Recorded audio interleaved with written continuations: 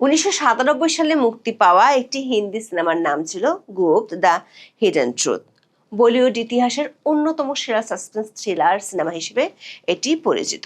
রাজীব রায় পরিচালিত এই সিনেমাটি তার টান টান উত্তেজনা, চমৎকার সঙ্গীত এবং অভাবনীয় ক্লাইম্যাক্সের জন্য আজও দর্শকদের মনে গেঁথে আছে। সিনেমাটির কথা অনেকের মনে না থাকলেও সাম্প্রতিক সময়ে বাংলাদেশের রাজনীতিতে বেশ ক্লাইম্যাক্সপূর্ণ শব্দ হলো গুপ্ত। বলা যায় গুপ্ত নিয়ে তপ্ত হয়ে উঠেছে বাংলাদেশের রাজনৈতিক অঙ্গন। বিশেষ করে ক্ষমতাসীন বিএনপির ছাত্র সংগঠন ছাত্রদল আর বিরোধী দল জামাতের ছাত্র সংগঠন শিবিরের মধ্যে গত কয়েকদিনে বেশ কয়েক দফা চট্টগ্রাম ও ঈশ্বরদী সহ দেশের কয়েকটি জায়গায় শিক্ষা প্রতিষ্ঠানে ছাত্র সংগঠন দুটির মধ্যে সংঘর্ষ হয়েছে। সবশেষ 23 এপ্রিল রাতে রাজধানীর শাহবাগ থানার সামনে হামলা ও মারধরের শিকার হয়েছেন ডাকসুর নেতা এবি জুবায়ের ও মুসাদ্দেক আলী ইবনে মোহাম্মদ। ছাত্রদলের নেতা কর্মীরা এই হামলা করেছে বলে অভিযোগ করেছে ইসলামী ছাত্র শিবির। প্রশ্ন হলো, আওয়ামী লীগ সরকার পতনের পর বিগত অন্তর্বর্তী সরকারের আমলে বিএনপি ও জামাত যেমন ছিল মাসতুতো ভাই, তেমনি শিবির ও ছাত্রদলের মধ্যে ছিল ব্যাপক হৃদ্যতা। আবার বাংলাদেশের রাজনীতির ইতিহাসে জামাত বিএনপি যে হৃদ্যতা দেখা গিয়েছিল তাতে এখনো অনেকে প্রশ্ন তোলেন, সংসদে সরকার ও বিরোধী দলের মধ্যে যে দ্বন্দ্ব দেখা যায় সেটি আসলে মেকি বা লোক দেখানো কিনা। অবশ্য 2024 সালের 5ই আগস্ট আওয়ামী লীগ সরকারের পতনের পর থেকেই বাংলাদেশের রাজনীতিতে ঘুরে ফিরে বারবার আলোচনায় এসেছে গুপ্ত শব্দটি। এমনকি খোদ প্রধানমন্ত্রী তারেক রহমানও বিরোধী পক্ষকে গুপ্ত বলে কটাক্ষ করা শুরু করেছিলেন নির্বাচনী প্রচারের সময় থেকেই। কিন্তু প্রশ্ন হলো, সেই গুপ্ত নিয়ে হঠাৎ করে দেশের শিক্ষা প্রতিষ্ঠানগুলো তপ্ত হয়ে উঠেছে কেন? সরকার পক্ষের কেউ কেউ অবশ্য প্রশ্ন তুলেছেন, গুপ্ত বললে জামাত শিবির এতটা খেপিয়ে বাজায় কেন? তার চেয়েও বড় প্রশ্ন, সরকার ও তার বিরোধী ছাত্র সংগঠনগুলোর বিরোধ ও নেতৃত্বের লড়াইয়ে গুপ্ত তকমাটি যে এখন শক্তিশালী রাজনৈতিক হাতিয়ার হিসেবে ব্যবহৃত হচ্ছে, সেটির ফলাফল কতটা ভয়াবহ হতে পারে। বিস্তারিত জানতে চলুন যাওয়া যাক বিশ্লেষণে।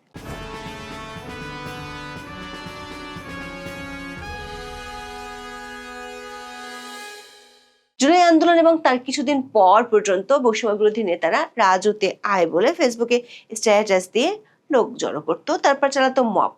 ধীরে ধীরে বিষয়টি পরিষ্কার হয়ে যাওয়ার পর হাসনাত সার্জিস্টরা ডাকলেও আর রাজুতে কারো সাড়া মিলত না। অবশ্য মোহাম্মদ ইউনূসের ছত্রছায়ায় যমুনার সামনে আন্দোলনের নামে বহু নাটক দেখা গিয়েছিল। 23 এপ্রিল সন্ধ্যায় সামাজিক যোগাযোগ মাধ্যমে স্ট্যাটাস দিয়ে শাহবাগ থানায় জড়ো হওয়ার ডাক দিয়েছিলেন ডাকসুর সমাজসেবা সম্পাদক এবি জুবায়ের। দৈনিক কালের কণ্ঠের খবরে বলা হয়েছে, তার সেই ডাকের আধা ঘন্টার মধ্যে ছাত্রদলের নেতাকর্মীদের হাতে লাঞ্ছিত হয়েছেন জুবায়ের। অবস্থা এমন বেগতিক ছিল, এক পর্যায়ে থানার ভেতরে আশ্রয় নেন জুবায়ের। ভিডিও ফুটেজে দেখা গেছে, ঢাকা বিশ্ববিদ্যালয়ের শিক্ষককে দৌড়ানি দেওয়ার পরও কোনো শাস্তি না হওয়া এই জুবায়ের গণরোষ থেকে বাঁচতে ছাত্রদলের নেতাদের আশ্রয় চান। জানা গেছে, প্রধানমন্ত্রী তারেক রহমানের মেয়ে জাইমা রহমানকে নিয়ে কটূক্তি করে সামাজিক যোগাযোগ মাধ্যম ফেসবুকে ছবি পোস্ট করায় বৃহস্পতিবার রাতে শাহবাগ থানায় মামলা করতে এসেছিল ছাত্রদল। পরে খবর পেয়ে থানা যান ঢাকা বিশ্ববিদ্যালয়ের কয়েকজন সাংবাদিক ছাড়াও বিশ্ববিদ্যালয়ের শাখা ছাত্র শিবির ও ডাকসুর কয়েকজন প্রতিনিধি। পরে বিষয়টি নিয়ে কথা কাটাকাটির এক পর্যায়ে দুই পক্ষের মধ্যে হাতাহাতির ঘটনা ঘটে। ওই সময় ছাত্র দল ও ছাত্র শিবিরের মধ্যে ধাওয়া পাল্টা ধাওয়ার ঘটনাও ঘটে। এক পর্যায়ে শাহবাগ থানার ভিতরে ঢুকে ঢাকা বিশ্ববিদ্যালয়ের কেন্দ্রীয় ছাত্র সংসদের সাহিত্য ও সংস্কৃতি বিষয়ক সম্পাদক মোসাদ্দেকের উপর হামলা করা হয়। এতে থানার ভিতরে ডাকসুর সমাজসেবা সম্পাদক এবি জুবায়েরও আটকা পড়েন। ইউনূসের আমলে এই ডাকসু নেতারা ঢাকা বিশ্ববিদ্যালয়ের ক্যাম্পাসে ছাত্র থেকে শুরু করে শিক্ষক কর্মকর্তা অনেকের বিরুদ্ধে বিচার বহির্ভূতভাবে মব সন্ত্রাস চালালেও বিশ্ববিদ্যালয় ও ইউনূসের প্রশাসন ছিল নীরব। বরং যারা তাদের নির্যাতনের শিকার হতো সরকার তাদেরকেই গ্রেপ্তার করত। 23 এপ্রিল প্রথমবারের মতো নিজেদের মবের কারণে বাধার মুখে পড়ল ডাকসুর দুই নেতা। তবে সাম্প্রতিক সময় এক সময়কার মিত্র শিবির ও ছাত্রদলের মধ্যে এই যে বিরোধ, সেটির সূত্রপাত হয় গত 21 এপ্রিল। আর তার উপলক্ষ ছিল একটি শব্দ, গুপ্ত। ওদিন চট্টগ্রামের সরকারি সিটি কলেজে ছাত্রদল ও ছাত্র শিবিরের নেতা কর্মীদের মধ্যে 2 দফা সংঘর্ষে অন্তত 10 জন আহত হয়।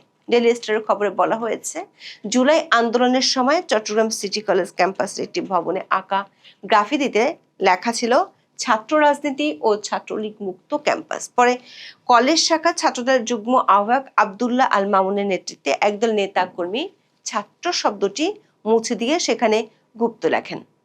এই ঘটনার একটি ভিডিও নিজের সামাজিক যোগাযোগ মাধ্যমে শেয়ার করেন মামুন। ওই ভিডিও নিয়ে 21 এপ্রিল ক্যাম্পাসের দুই পক্ষের মধ্যে উত্তেজনা ছড়িয়ে পড়ে এবং সংঘর্ষ হয়। এর পরদিন মানে 22 এপ্রিল বুধবার ঢাকা, জাহাঙ্গীরনগর, চট্টগ্রাম ও জগন্নাথ বিশ্ববিদ্যালয় ক্যাম্পাসে ছাত্রদলের বিভিন্ন ইউনিটের শিক্ষার্থীরা নতুন করে দেয়াল লিখন ও গ্রাফিতি আঁকেন। চট্টগ্রাম বিশ্ববিদ্যালয় ক্যাম্পাসের বিভিন্ন গুরুত্বপূর্ণ সড়কে চলে গুপ্ত থেকে পানা চাই স্লোগান সম্বলিত গ্রাফিতি আঁকার কর্মসূচি। জগন্নাথ বিশ্ববিদ্যালয়ের ছাত্রদলের নেতাকর্মীরা ক্যাম্পাসের বিভিন্ন দেয়ালে গুপ্ত যাদের অবস্থান, তাদের বাড়ি পাকিস্তান সহ বিভিন্ন স্লোগান লেখেন।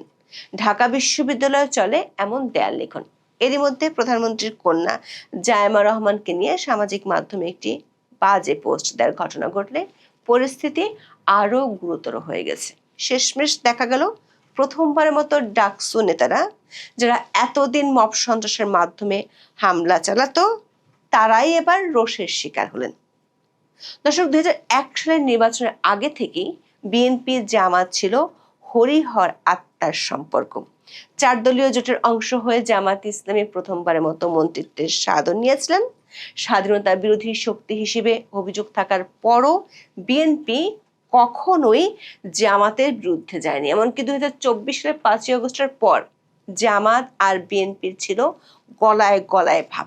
ইউনূসের ডানে যদি বিএনপি থাকতো, বায়ে থাকতো জামাত। কিন্তু গত নির্বাচনের আগে থেকে হঠাৎ করে জামাত বিএনপির প্রধান প্রতিপক্ষ হয়ে গেলে গুপ্ত শব্দটি বেশ আলোচনায় উঠে আসে। বিষয়টি প্রথমে বিএনপির কয়েকজন নেতা বলল, যখন নির্বাচনী প্রচারণার বর্তমান প্রধানমন্ত্রী তারেক রহমানও গুপ্ত বলা শুরু করেন, তখন থেকে শব্দটি বেশ ভিন্ন মাত্রা পায়।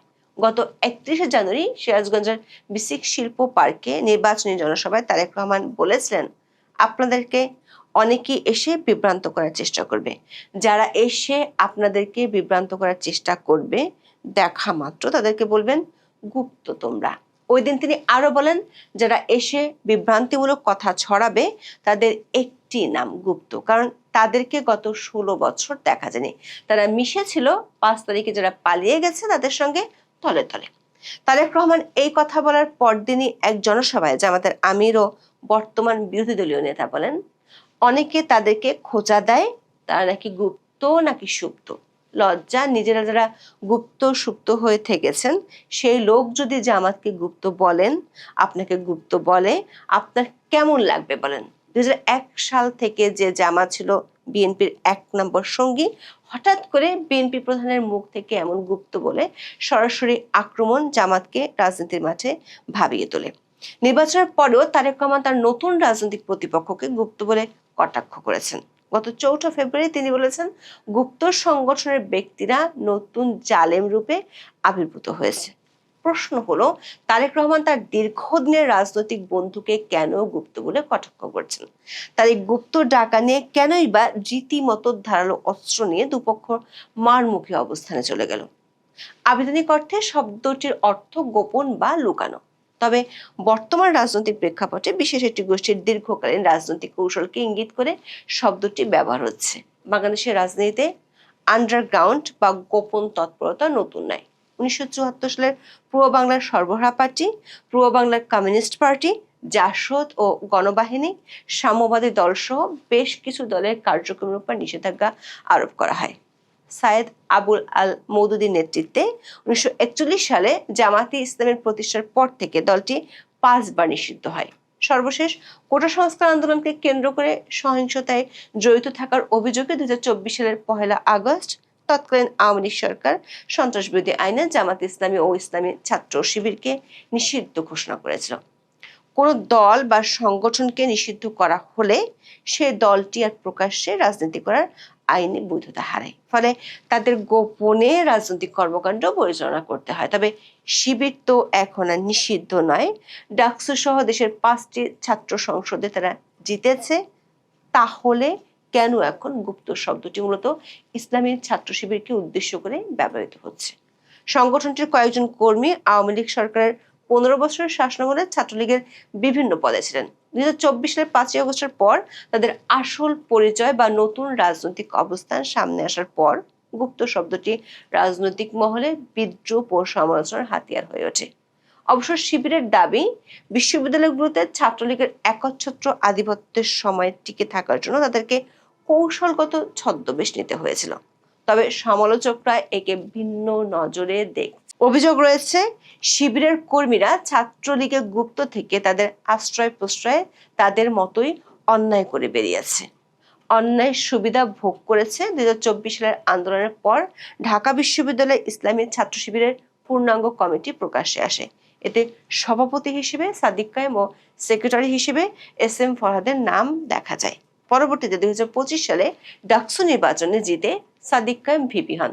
তবে তার একটি পুরনো ভিডিওতে দেখা যায় সূর্য সেন হলে নৌকা নৌকা বলে স্লোগান দিচ্ছেন ও সেলফি তুলছেন সাদিক কায়েম।